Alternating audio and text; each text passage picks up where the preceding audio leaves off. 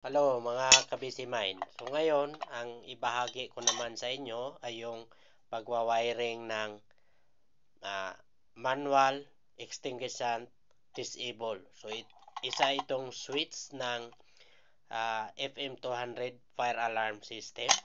So yan, napakadali lang itong wawiringan. So bubuksan natin. Yan, makikita natin dyan sa likod. Yan. So itong mga terminal na yan, yan. EXT, SOL, yan. So, ibig sabihin yung SOL ay solenoid control niyan. So, EXT, yun ay extinguishant. So, galing yan sa panel. So, ang pag-wiring nito, galing sa panel, dalawang cable lang yan. Positive, negative, or red, black. Dito, ilagay natin sa EXT, plus, minus.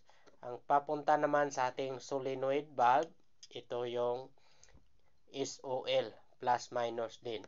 So, ang function dito ay, sinabi ko na ay isang switch ito. So, may susi itong kasama. Yan. Kapag ganyan ang position,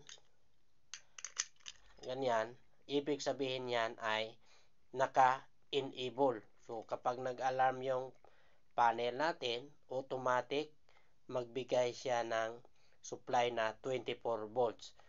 So, para safety tayo, pwede nating i-disable ito. Kung halimbawa, tatanggalin natin yung solenoid valve, so may aayusin tayo, dapat naka-disable ito para maiwasan natin ang hindi inaasahan na mangyari sa panahon ng pag-trouble natin. So, disable natin.